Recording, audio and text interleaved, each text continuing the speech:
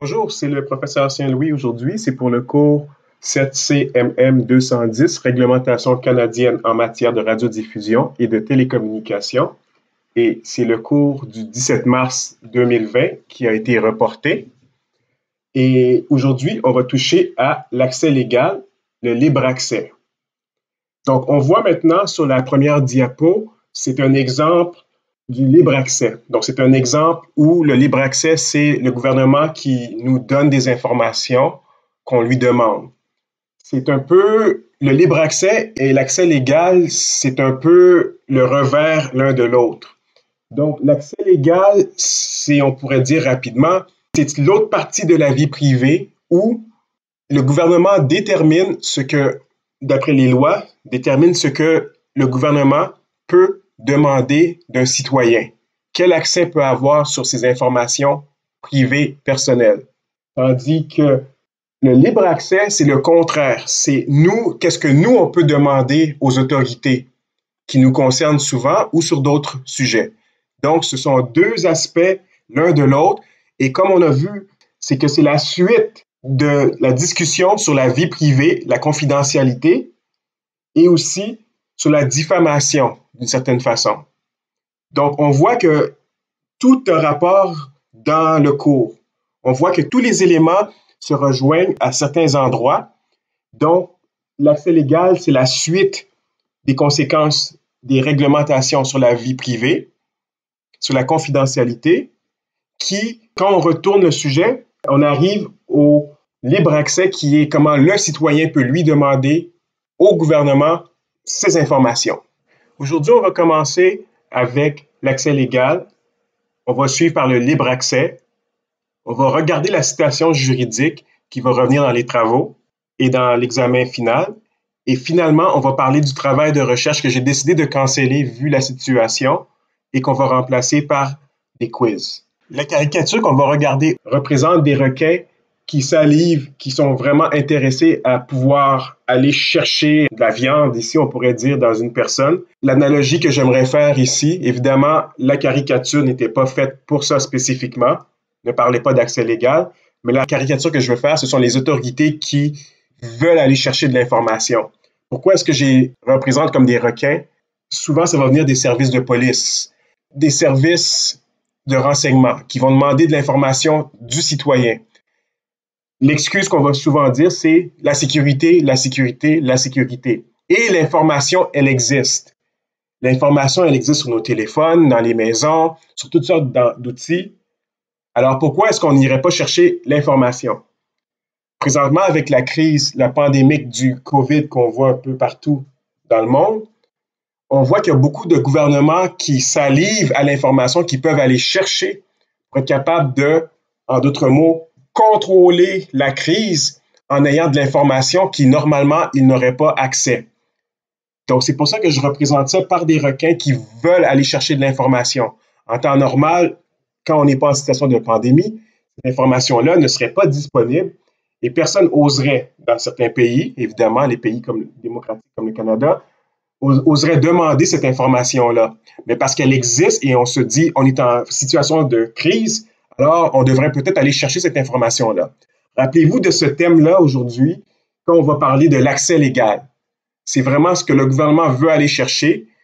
Et est-ce que le gouvernement est toujours justifié pour aller chercher ces choses-là? Si vous vous rappelez, quand on a parlé de la vie privée, que ça vient, les lois sur la vie privée nous viennent des lois sur la propriété.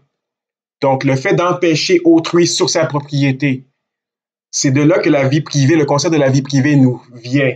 Donc, ici, c'est le gouvernement qui salive pour aller chercher une propriété qui n'est pas la sienne, en trouvant toutes sortes d'arguments pour aller la chercher. Évidemment, c'est sûr qu'en situation de pandémie, il y a certaines informations qu'on doit absolument aller chercher. Mais est-ce que c'est toujours justifié? Et c'est de là la question. C'est pour ça que je représente le cas avec les requins qui voient le morceau de viande, qui voient l'appât ici et qui se disent, ben, il faut aller chercher, on a absolument besoin de ça. C'est quoi en pratique l'accès légal? L'accès légal, c'est l'interception légale de communication. C'est une fouille légale et une saisie de données au cours d'une perquisition.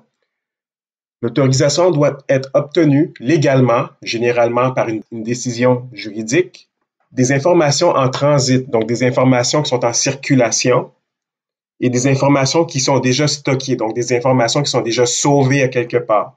L'accès légal est en continuité, évidemment, comme je l'ai dit plus tôt, avec la vie privée et la confidentialité. Ici, c'est ce que l'État veut savoir de nous.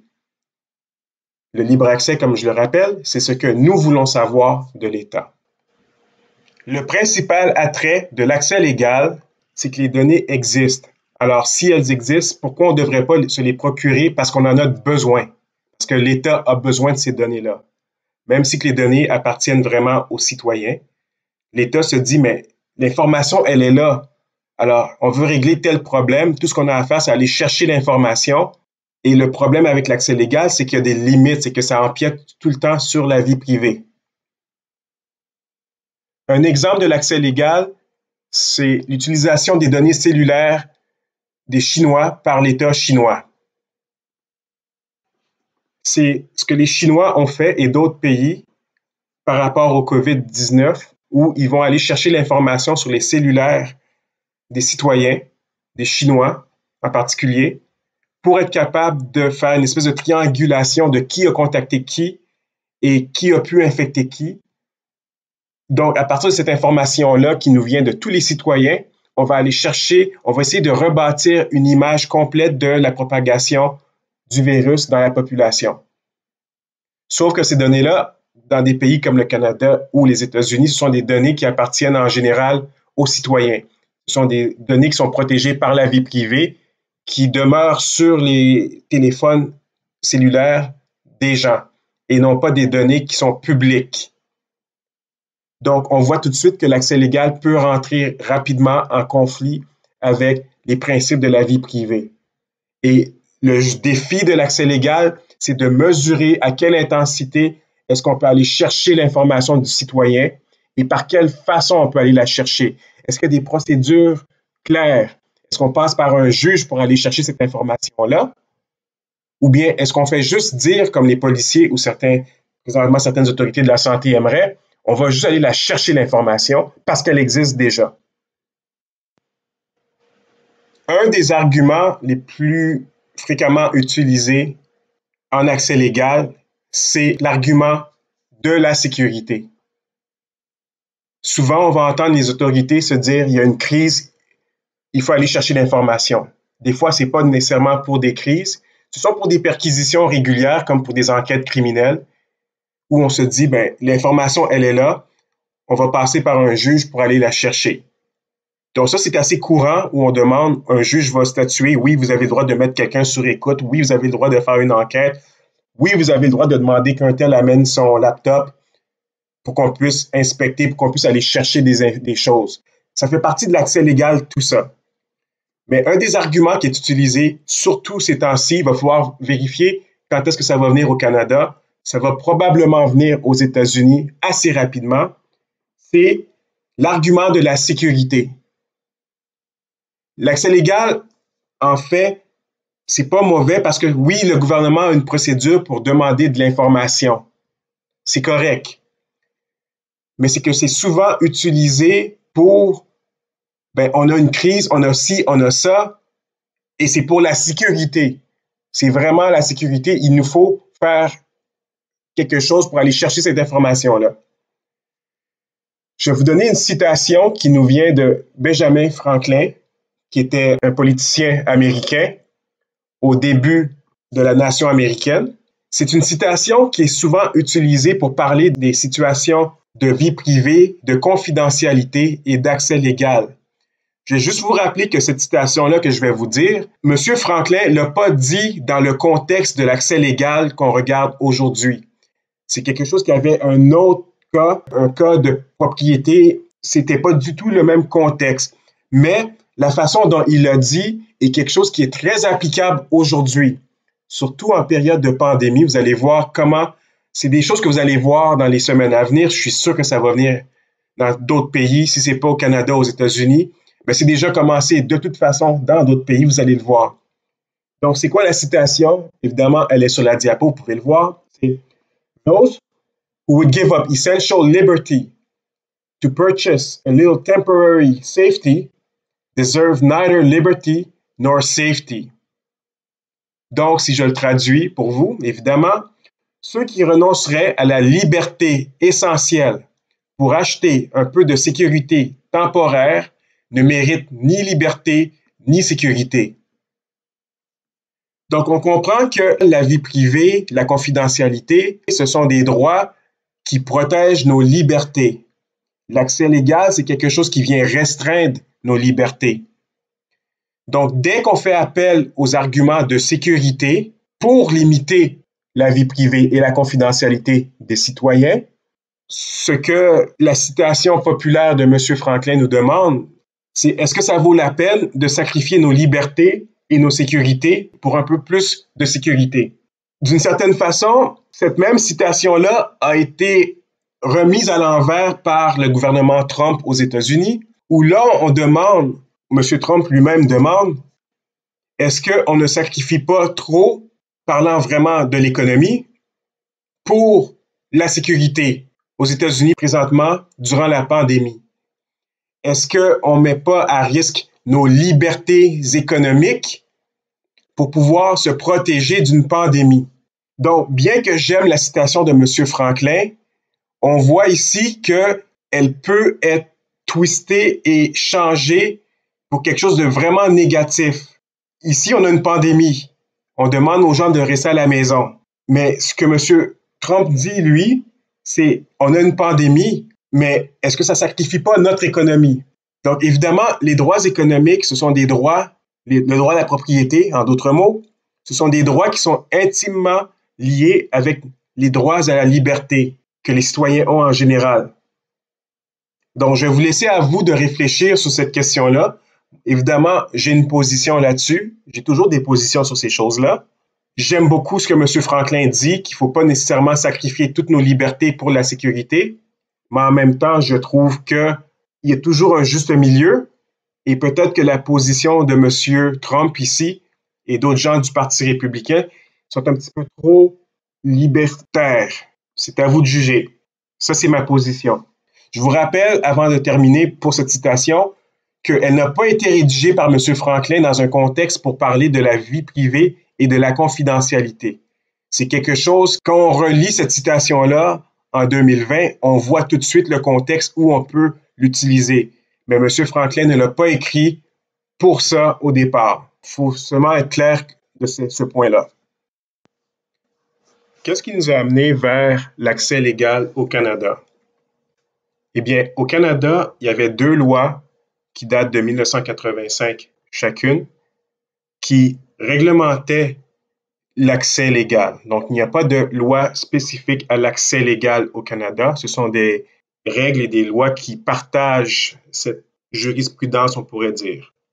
Donc, les deux lois en particulier sont évidemment la loi sur la protection des renseignements personnels et la loi sur l'accès à l'information. Les deux lois datent de 1985.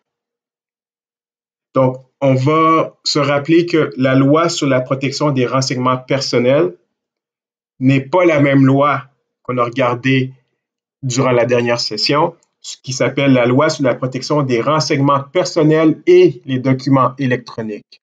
Donc, c'est une autre loi.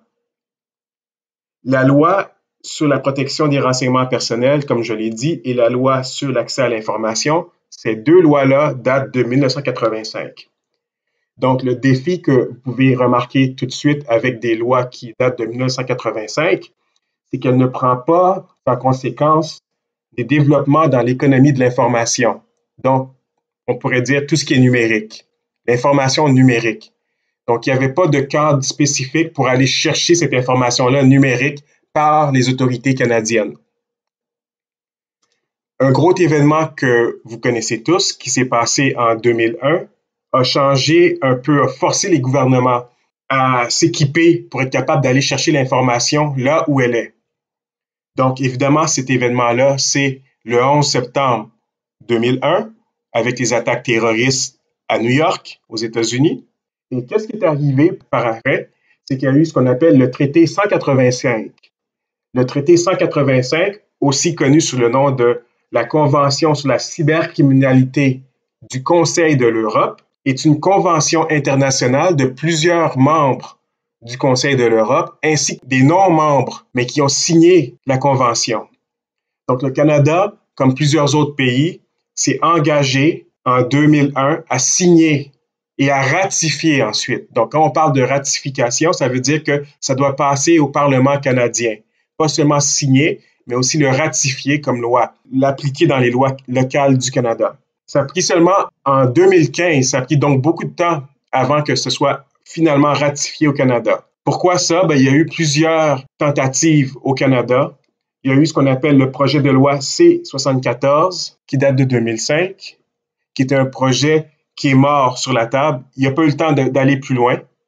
Il y a eu des changements de gouvernement. Ça n'a pas été plus loin. Ensuite, le projet de loi C-30 de 2011, qui, lui, je vais vous partager une vidéo. J'aimerais ça que vous le regardiez. C'est un petit peu comique. Vous allez voir que votre professeur a participé dans le processus en 2011 pour critiquer la loi du gouvernement Harper à l'époque qui voulait permettre aux autorités canadiennes d'être capables d'aller chercher l'information en direct sans tout à fait passer par des juges. C'est un petit peu mélangé, mais ils se donnaient beaucoup de pouvoir. Donc, les Canadiens un peu partout se sont mobilisés et ont dit non, on ne veut pas de cette loi-là. Donc, ce projet de loi-là est mort de sa belle mort. Ensuite, en 2017, on a le projet de loi C-58 qui a été amené par le gouvernement Trudeau, de Justin Trudeau. Ce projet de loi, lui, il a finalement été ratifié en 2019. Ça a pris beaucoup de temps pour qu'il soit ratifié, mais lui a fait beaucoup de changements. Je dois juste rappeler que dans chacun de ces projets de loi-là, il y avait beaucoup de contestations. On va revenir là-dessus sur les contestations spécifiques du projet de loi C-58 en termes d'accès légal au Canada. Je vous invite aussi à regarder la vidéo que j'ai fait, ça fait longtemps, j'ai fait ça en 2012, avant que je sois étudiant en doc. Je venais juste de terminer ma maîtrise et j'ai fait cette vidéo-là, je l'ai mis sur le YouTube. Je vous encourage à aller voir cette vidéo-là. C'est basé sur ce qu'on appelle le Hitler Downfall, qui est un film fin des années 2000, début des années 2010. Et il y a une séquence sur Hitler qui est reprise, qui est vraiment presque un mime, on pourrait dire. Et j'en ai fait un là-dessus où on prend la séquence où Hitler pique une crise et on lui fait dire n'importe quoi. Et dans ce cas-là, je l'ai fait critiquer pourquoi le projet de loi C-30 était mort de sa belle mort. Donc, ça peut vous amuser, mais ça vous donne aussi beaucoup d'informations là-dessus, sur ce projet-là à l'époque. C'est une autre façon d'aller chercher l'information. À partir de maintenant, 2020, l'accès légal au Canada est réglementé spécifiquement par deux lois. La première, c'est la loi sur la protection des renseignements personnels et la deuxième, c'est la loi sur l'accès à l'information. Pourquoi ces deux lois-là en particulier? Ce sont ces deux lois-là qui ont été modifiées par le projet de loi C-58 qu'on va regarder bientôt. Il y a aussi d'autres lois qui sont affectées ou qui ont des réglementations qui ont rapport avec l'accès légal au Canada. Donc, évidemment, le code criminel. Donc, comment est-ce que les enquêteurs peuvent aller chercher des informations sur les gens sur lesquels ils enquêtent, évidemment. Il y a la loi sur le Service canadien du renseignement de sécurité, donc tous les renseignements secrets. Et évidemment, la loi sur la défense nationale. Donc, comme vous pouvez voir un peu, c'est un peu normal que ces règles-là, qui font partie de ces grands cadres de loi-là, affectent vraiment l'accès légal au Canada. Il y a aussi une loi qui est affectée indirectement, qui est la loi sur la protection des renseignements personnels et des documents électroniques, que j'appelle souvent PIPEDA. Pourquoi est-ce que PIPEDA n'est pas directement affecté? C'est que PIPEDA, si vous vous rappelez le cours de la séance dernière, c'est que PIPEDA est une loi qui réglemente les entreprises et comment elles gèrent les informations personnelles et la confidentialité des Canadiens. Sauf que ici, avec PIPEDA, c'est que les autorités sont capables de demander à peut-être Bell, TELUS, Rogers, Vidéotron, ainsi de suite, votre compagnie d'Internet, est-ce qu'elles peuvent libérer des informations vis-à-vis quelqu'un sur lequel les autorités enquêtent. Donc, c'est sûr que la loi de l'accès légal au Canada va affecter comment les entreprises privées qui reçoivent une requête des autorités vont administrer L'accès légal. Je vous ai représenté un diagramme ici des lois qui affectent l'accès légal au Canada. Donc, comme on peut le voir, il y a des lois principales, la loi sur la protection des renseignements personnels, la loi sur l'accès à l'information. Il y a aussi les règles qui font partie de d'autres cadres de loi qui affectent aussi l'accès légal au Canada, donc le Code criminel, la loi sur le Service canadien du renseignement de sécurité et la loi sur la défense nationale. Ensuite, il y a les lois indirectement affectées, comme je l'ai dit, PIPEDA ici, donc la loi sur la protection des renseignements personnels et les documents électroniques. PIPEDA ici gère comment les entreprises privées utilisent l'information des particuliers au Canada. Sauf que quand il y a une requête qui vient des autorités, il faut qu'il passe par Bell, TELUS, Rogers, Vidéotron, Shaw et ainsi de suite. Votre compagnie de câble, Cogeco, je ne sais plus. Donc, ces compagnies-là doivent donner l'information sur le citoyen, sur le particulier qui est enquêté. Après plusieurs tentatives, comme je l'ai mentionné plus tôt, il a fallu que les gouvernements se dotent d'une façon d'avoir un accès légal dans l'économie de l'information pour aller chercher les informations numériques. Donc, le projet de loi C-58 est ce que le gouvernement Trudeau a proposé. Comme vous pouvez voir ici dans la caricature, on voit un citoyen qui ressemble un petit peu à Jean Charest, qui se fait observer par Justin Trudeau, qui aime les selfies, évidemment, pendant qu'il va chercher l'information au guichet automatique. Statistique Canada, en 2018, dans ses nouveaux formulaires, voulait se donner des pouvoirs pour aller chercher de l'information bancaire sur les transactions numériques des Canadiens. Je vous invite à regarder et la déposition de Elizabeth May, qui est encore la chef du Parti vert au Canada. Je vous invite à regarder ensuite les arguments du commissaire de la vie privée du Canada et l'ancienne commissaire de la vie privée de l'Ontario, dont j'ai parlé la séance dernière, Anne Cavoukian. Et ensuite, je vous demande de regarder les arguments de Statistique Canada. Ça va être assez intéressant de voir comment eux argumentent leur position. Je vous demande de regarder les 3 vidéos parce que ça va revenir en question d'examen. Je vais vous demander d'argumenter pour ou contre, d'être capable de jouer avec tous les éléments que vous avez ici. Je vous laisse décider les positions que vous voulez là-dessus. C'est à vous de décider. L'accès légal aux États-Unis. Il faut comprendre que le terme accès légal dont on discute depuis le début de la séance, c'est que c'est le portant numérique, ou on pourrait dire des médias émergents, de ce qu'on appelle les perquisitions et les interceptions habituelles. Donc, comme je l'ai dit plus tôt, avec le numérique, l'économie de l'information, il y a une panoplie de données qui n'étaient pas disponibles autrefois, que les autorités n'avaient pas accès pour être capables de faire des preuves, de démontrer des preuves sur des crimes et d'autres instances causées par des particuliers. Donc, l'accès légal, il faut vraiment le comprendre dans ce contexte-là, que c'est l'extension vers le numérique, vers les médias émergents d'un phénomène qui existe déjà depuis très, très longtemps, qui est le fait que les autorités puissent avoir accès, faire des perquisitions, avoir accès à la propriété et aux données des particuliers, des citoyens. C'est pour ça aussi que je dis que l'accès légal, c'est aussi une extension ou très relié avec la vie privée et la confidentialité. Je dirais même plus pour vous rappeler la différence entre la vie privée et la confidentialité, que l'accès légal a vraiment plus rapport avec, surtout quand l'information n'est pas en transit, mais elle est stockée, avec la confidentialité, puisque on parle de l'information qu'on va chercher d'un tiers. Tandis que quand l'information est en transit, peut-être qu'on pourrait parler de vie privée puisque c'est une sorte de performance. Mais les détails là-dessus, c'est pas des choses dont je veux que vous vous inquiétiez trop. C'est juste que je veux que vous compreniez que l'accès légal, c'est vraiment l'extension de quelque chose d'autre, un phénomène qui existe déjà depuis longtemps. Et aux États-Unis, les règles en général qui réglementaient les perquisitions sont basées sur le 4e amendement de la Constitution américaine. Comme je vous l'ai dit plus tôt, je le redis souvent, la vie privée, c'est basé beaucoup sur les droits de la propriété.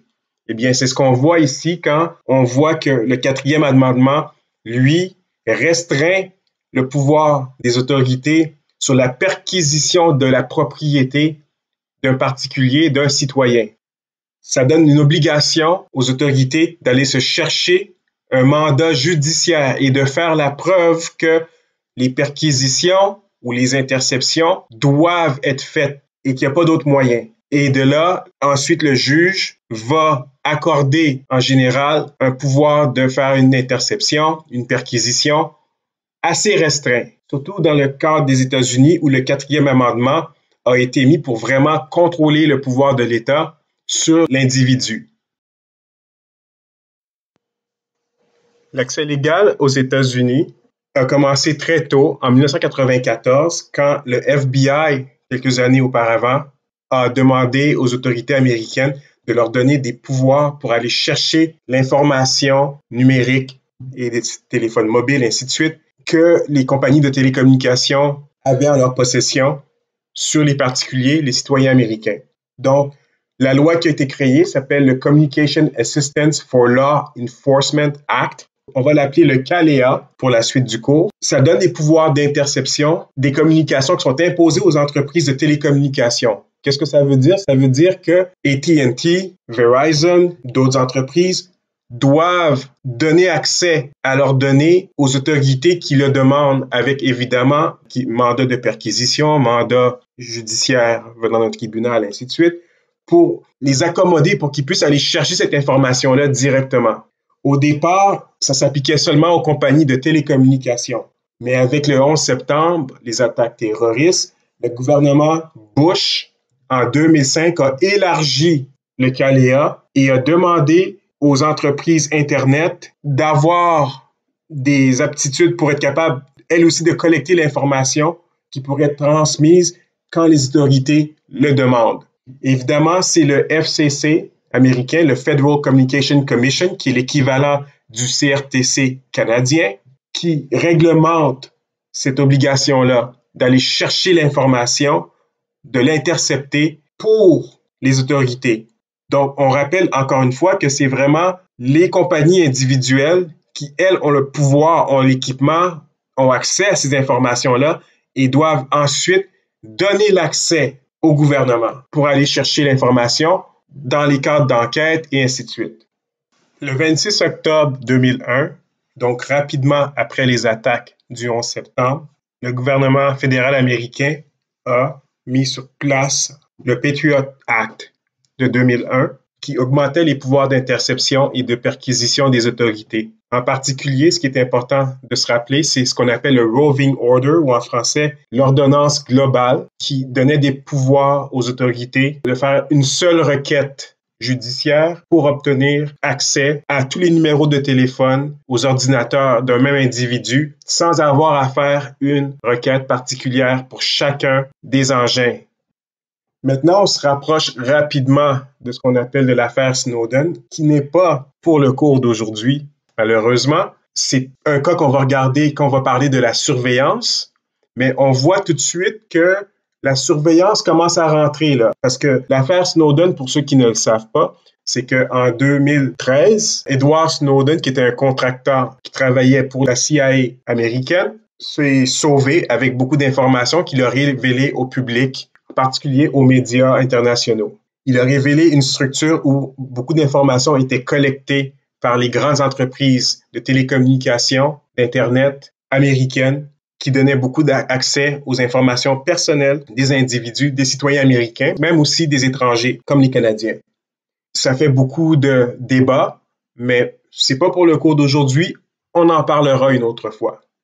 Donc, pour l'instant, je vais terminer la séance d'aujourd'hui.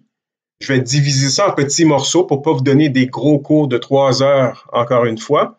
Et on va suivre plus tard avec le libre accès. Donc, je vais faire un enregistrement séparé pour le libre accès pour pouvoir vous en parler en plus de détails. À bientôt.